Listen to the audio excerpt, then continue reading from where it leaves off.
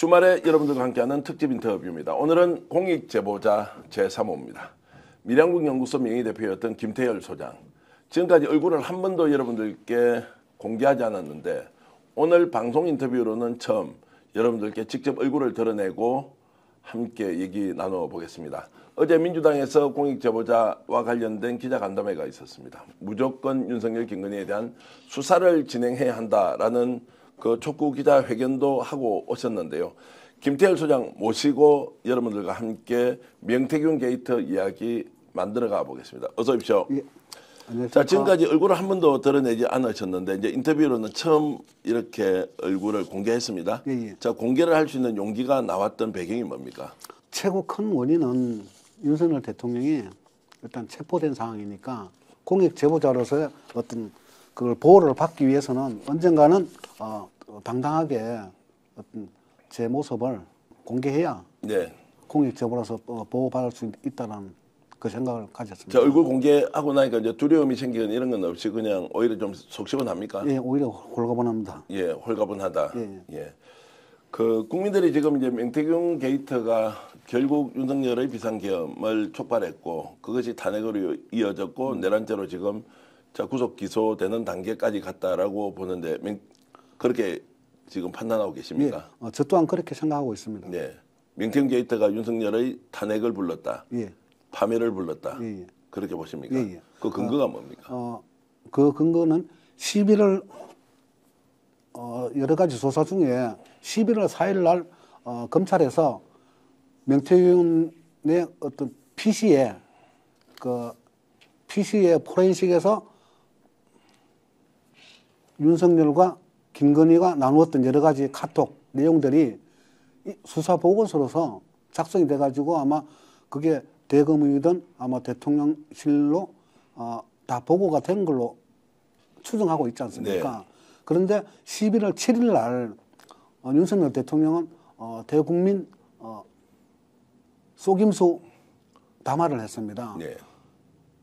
경선 이후에는 명태균과 일절 대화조차도 하지 않고 모든 관계를 끊었다라고 이야기를 했습니다. 그런데 사실은 11월 4일 날 그 자료를 다 받아봤을 거로 생각하거든요. 네. 그렇게 거기에 대한 어떤 대국민을 속였다는 거기에 대한 어떤 그 자기의 방어막 그걸 하기 위해서 내란을 준비하지 않았냐. 그래서 이거를 듣기 위해서는 내란밖에 없지 않냐는 그런 생각을 했을 겁니다. 자, 윤석열은 그럼 11월 4일 날 이 내용을 알면서도 왜 11월 7일 날 대국민 담화에서 네. 당선위원회는 아예 민경계 어떤 연결이 된 바가 없다라고 주장한 이유는 뭘까요? 그러면 비상계엄으로 덮어버릴 수 있기 때문에 예, 비상계엄으로 이걸 덮지 않으면은 언젠가는 이 사실들이 세상에 드러나기 때문에 이걸 드러나지 않게 하기 위해서는 이거를 비상계엄이 아니면은 덮을 수가 없다고 판단했겠죠. 그래서 오히려 비상계엄을 준비하는 시간을 끌기 위해서 명태균 조사 보고서가 있는데 대통령은 역공으로 예. 그런 사실이 전혀 없다고 11월 7일 날 발표를 해버리고 예. 그러면 검찰에서 이것을 언론에 흘릴 수가 없으니까 예. 그 사이에 언론이 이것을 흘리기 전에 나는 비상대권 즉 불법적인 계엄 선언을 통해서 전국을 확 뒤집어 버리면 다 덮어갈 수 있다라는 계산까지 했다. 예. 그렇지 않고서는 도저히 이해가 할 수 없는 부분입니다. 예, 그렇게 거짓말시킬 이유가 없다. 예. 그 내용을 보니까 지금까지 김태열 소장님이나 강희경 국장이 국민들한테 알고 있던 내용을 알렸던 것과 예. 그 윤석열, 김건희, 명태균 사이의 카톡 대화 내용을 예. 실제 확인을 해보니까 예. 차이가 났습니까? 아니면 비슷합니까? 모든 게 사실로 다 밝혀졌고요. 예. 그리고 지금 수사 보고서에 수사 보고서에 그 어떤 첨부되어 있는 카톡과 어떤 텔레그램의 대화 그거 외에 추후에 명태균의 어떤 그 황금폰으로 알려진 그 휴대폰 그게 포렌식이 검찰에서 다 된 걸로 지금 알려지고 있습니다. 네. 그게 아마 외부에 공개된다 그러면은 PC에서 포렌식된 어떤 이미지의 이 내용보다는 더 파급력이 있는 내용들이 나오지 않겠나 그렇게 생각하고 있습니다. 자, 그러면 세 가지 버전이 있습니다. 첫 번째는 지금 강희경 국장의 녹음 내용, 그리고 김태일 소장의 증언, 그 다음에 지금 명태균의 태블릿, 그 개인 PC에서 나왔던 포렌식된 네. 카톡 대화 내용. 예. 세 번째가 황금폰이 지금 포렌식이 다 됐기 때문에 거기에는 육성 녹음까지 다 담겨 있을 것이니까 예. 그 세 가지인데 이 지금 세 번째는 아직 공개되지도 않았습니다. 여기에 훨씬 더 많은 내용이 담겨 있을 것이다. 예, 오늘 아마 언론에서 기사가 뭐 한두 개 정도 예. 나온 걸로 알고 있습니다. 그거는 아마 명태균 측의 어떤 변호사의 예. 거기서 아마 이미 한두 새로운 내용이 일단 공개된 게 있다. 이 새로운 내용이 공개된 게 있습니다. 예. 그 내용이 어떤 거였습니까?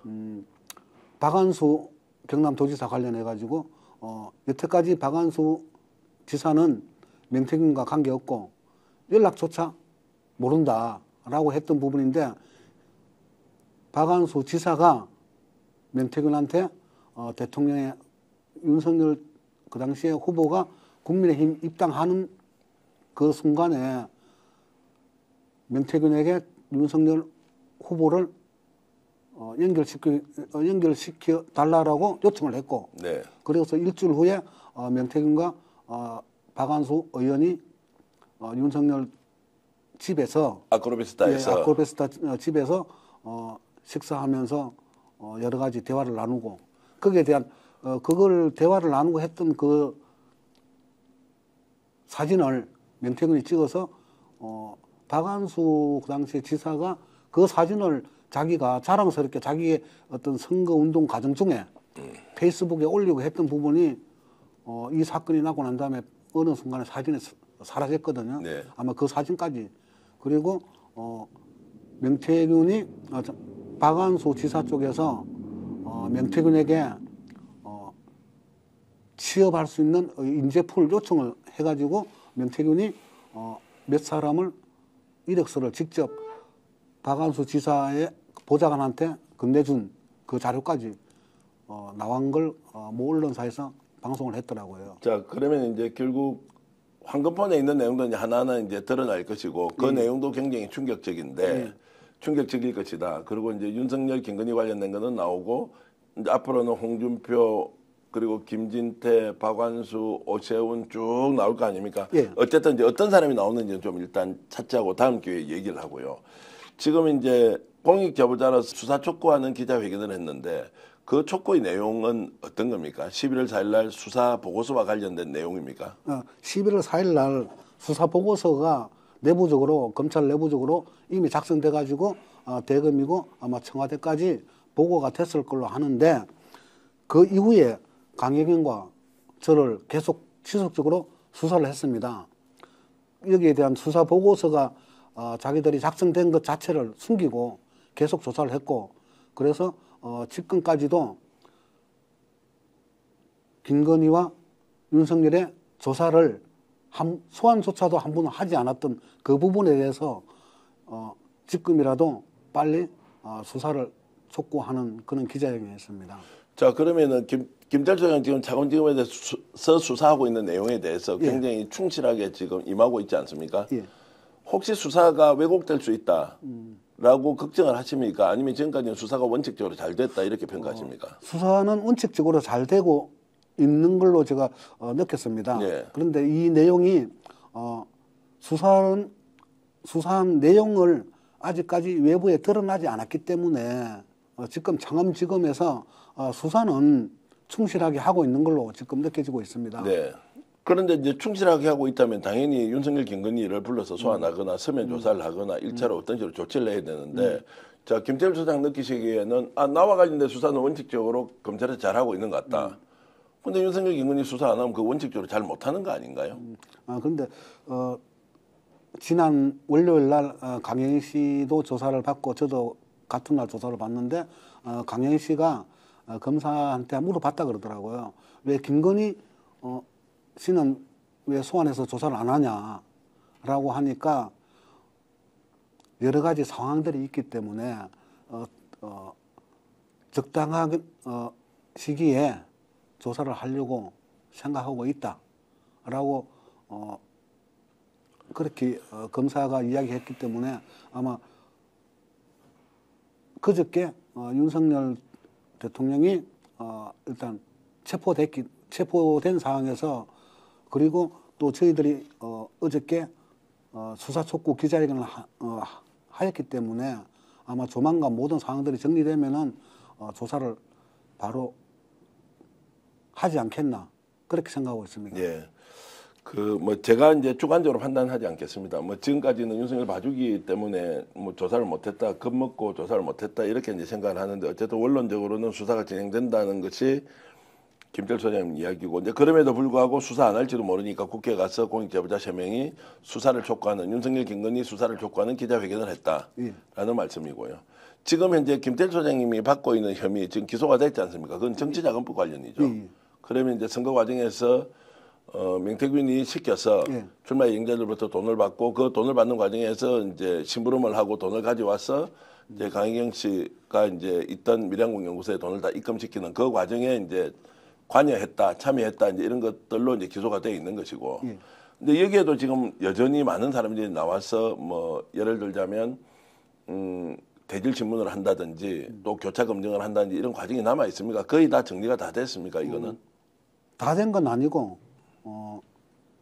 지금 기소된 부분에 대해서는 이제 공판 준비기일이 지금 2번 잡혀 있고 공판 준비기일이 1차는 했고 내일 모레 또 2차 준비기일을 하고 그리고 기소된 부분에 한해서는 아마 재판이 다음 달부터 진행이 될 걸로 보고요. 네. 모레 수요일 날 조사 대질신문 애정은 또 다른 내용권에 대해서 계속 추가적으로 조사하고 있는 부분입니다. 그러니까 정치자금법이 한두 건이 아니라 서너 건, 5건까지 쭉 있으니까 그걸 이제 순차적으로 계속 확인하면서 조사는 이어가고 있다. 이제 이렇게 이해를 하겠습니다.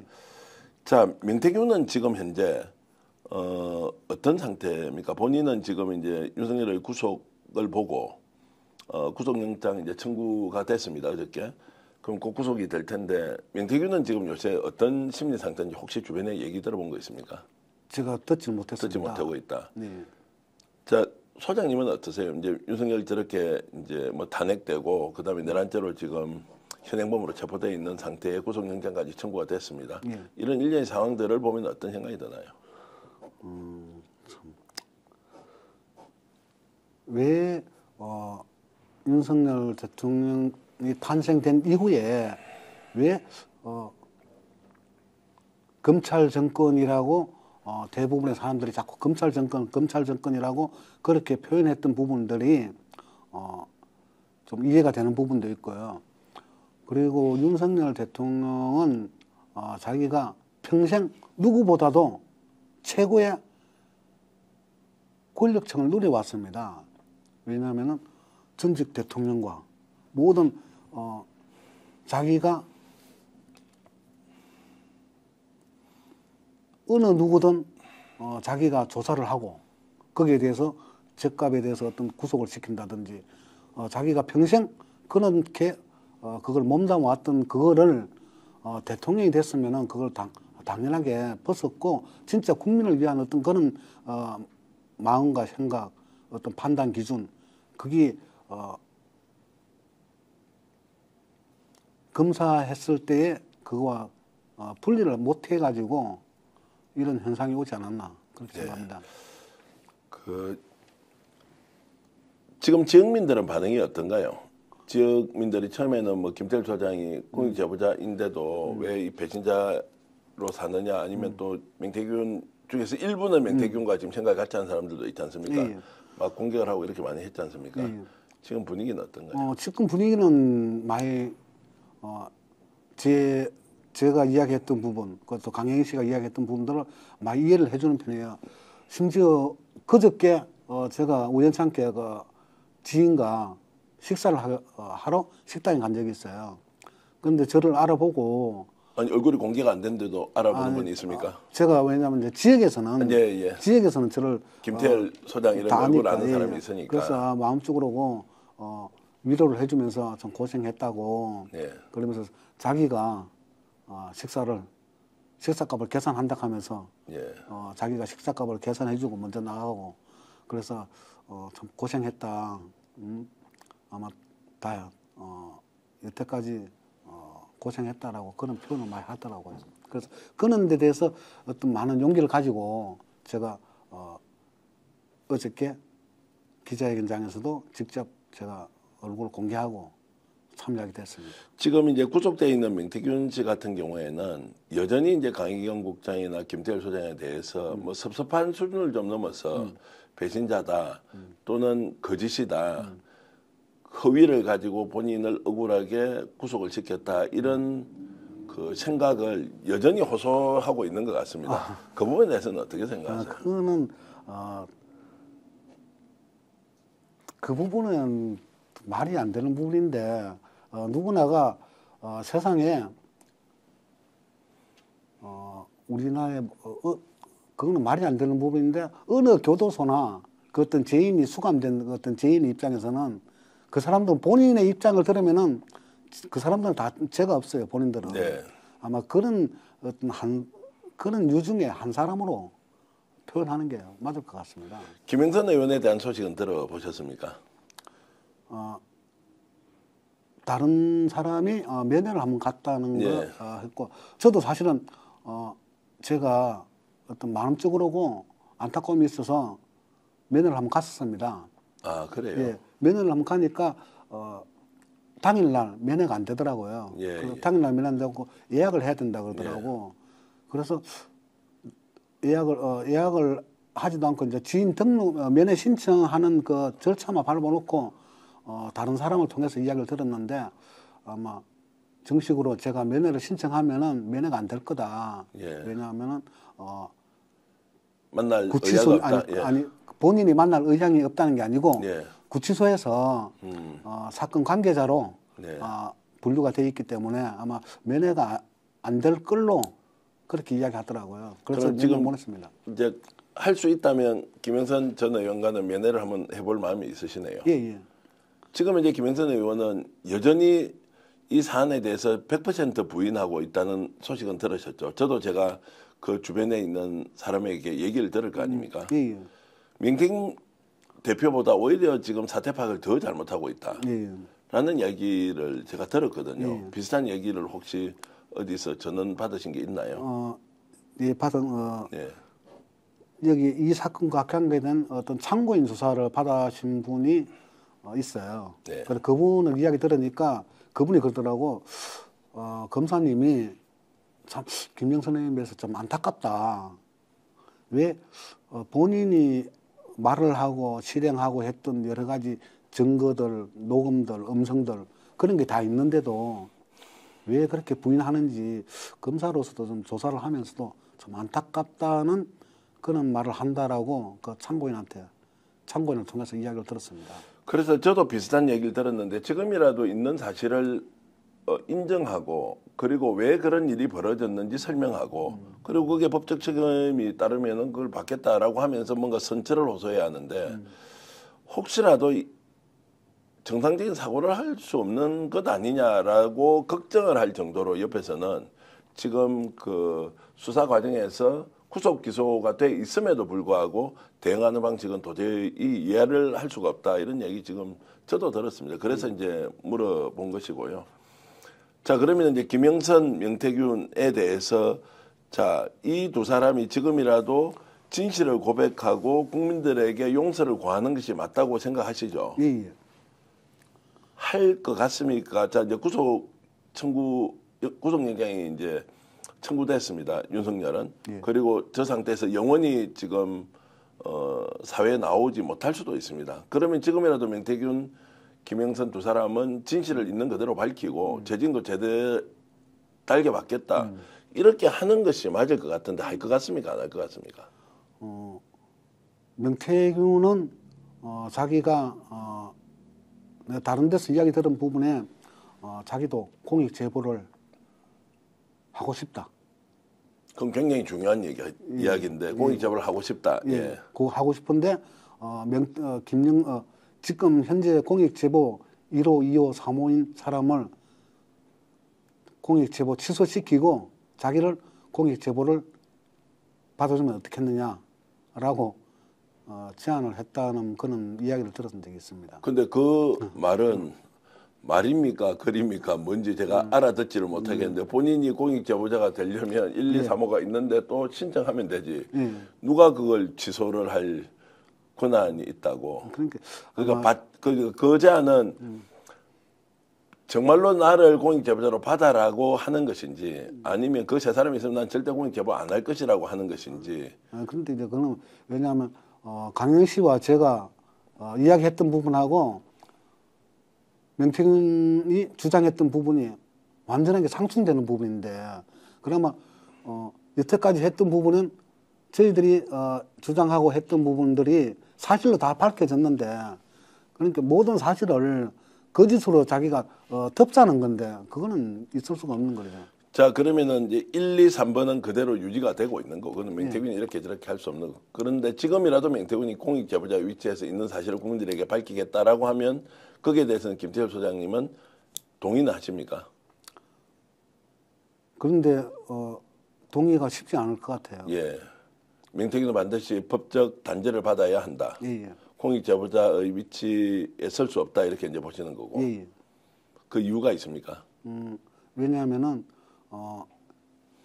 이 사건이 촉발된 어떤 계기 자체도 자기들이 너무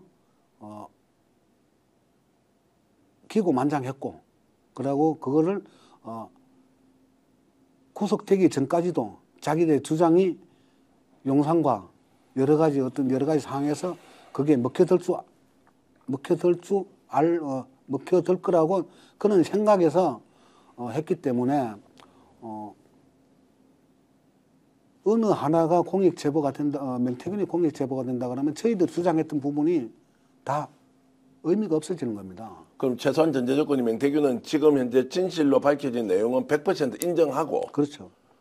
그리고 나머지 부분에 혹시 공익 제보 내용을 갖고 있다면 그걸 공개한다. 여기에는 좀 수용이 가능하시고요. 거기에서는 수용이 가능하죠. 예, 그러니까 이게 정점이 이렇게 뚜렷하고 한쪽은 100% 진실, 한쪽은 100% 거짓인데 이걸 가지고 공익 제보로 들어오는 것은 말이 안 된다는 이야기죠. 예. 그럼 지금 이제 그런 걸 무릅쓰고 명태균은 공익 제보는 할 것 같습니까? 제보자가 될 것 같습니까? 그렇지는 않을 겁니다. 자, 그러면 이제 명태균은 지금 법적 단죄를 받으면서 끝까지 이 부분에 대해서 본인은 이제 뭐 하여튼 뭐 부인을 할 수는 있고 자신의 권리로. 그러면 이제 법적 처벌을 엄하게 받을 수밖에 없을 텐데 그거는 이제 감수할 것 같다 이렇게 보시는 겁니다. 지금 이제 명태균 게이트가 이런 이제 막바지로 오면서 윤석열 정권의 몰락으로 이어지지 않습니까? 이 정도까지 일이 확대될 거라고 최초에 생각을 하셨습니까? 자, 2024년 9월 5일 날 뉴스토마토가 이 보도를 했을 때 따지고 보면 아직 9월 달이니까 한 넉 달밖에 되지 않는데 윤석열이 이걸 터지자마자 이 기사 이후에 4개월 만에 몰락해 버렸습니다. 이런 상황 예상하셨습니까? 몰락까지는 아니고 어떤 윤석열 정권의 여러 가지 어떤 행패 그런 것들이 아마 드러날 걸로 뜻하지 않게 어떻게 보면은 너무 막무가내로 12월 3일 날 이렇게 내란을 일으켜서 몰락할 것까지는 생각을 못했습니다. 생각을 못했다는 거고. 강희경 씨의 이런 용기 있는 행동이 정말로 대한민국 역사를 바꿔버렸어요. 거기에는 또 김태일 소장의 역할도 있었습니다. 그러면 이제 가장 크게 우리가 주목해야 할 것은 강희경 씨의 용기 있는 진실 고백 뭐 이런 거지 않습니까? 예. 이 부분 다시 생각해 보면 어떻습니까? 창원에 있는 그 밀양국연구소의 직원 또는 부소장이 명의 대표와 함께 대한민국 역사를 바꿨다. 작은 의미 있는 행동이 이렇게 큰 결과를 가져올 수 있다는 것 그리고 그 강혜경 씨의 용기 있는 행동에 대해서 평가를 하시면 어떻습니까? 제가 검찰에서 조사받을 때도 이야기했습니다. 강혜경 씨가 말하는 것은 모든 것은 강혜경 씨가 잘못을 김태열 소장이 잘못했다라고 이야기한다 그러면 나 그거 받아들이겠다. 그래서 강혜경 씨가 말하는 거는 제가 모든 건 진실이다.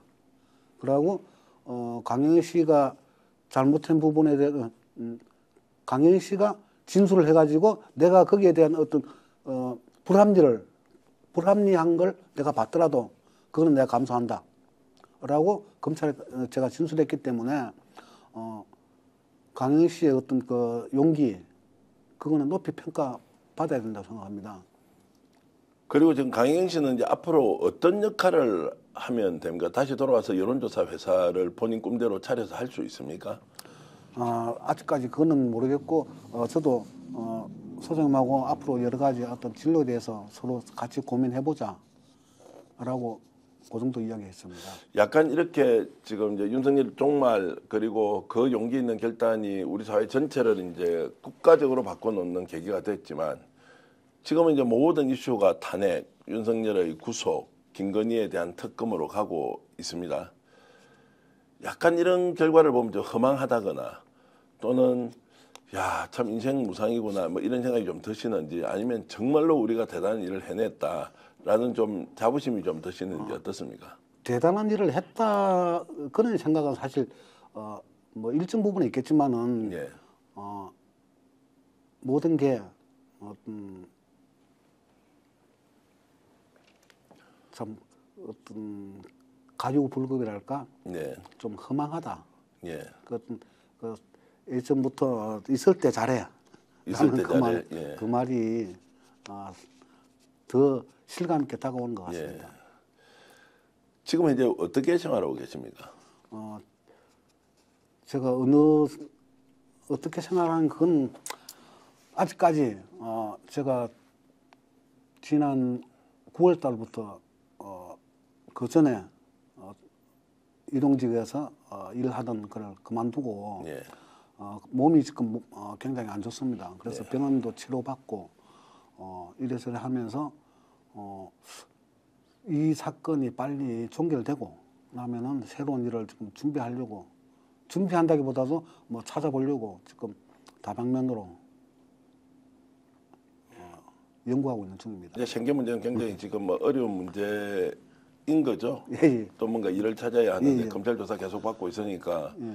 또 일자리를 구하기도 쉽지 않을 거고 건강도 또 회복이 안 된 상태니까 이제 앞으로 어떻게 이제 소위 말하는 먹고 사는 문제를 해결해야 할지 이제 걱정이 일단 있긴 한데 그런 부분은 차차 저희들과 함께 한번 고민을 이제 해 보기로 하고요. 강희경 씨도 지금 여전히 뭐 생계가 굉장히 어려울 거 아닙니까? 예, 예. 아무런 일을 못 하고 있으니까. 예, 예. 그 내용도 좀 알고 계십니까? 근황? 아니 강희경 씨도 경제적으로 굉장히 어려워서 예, 예.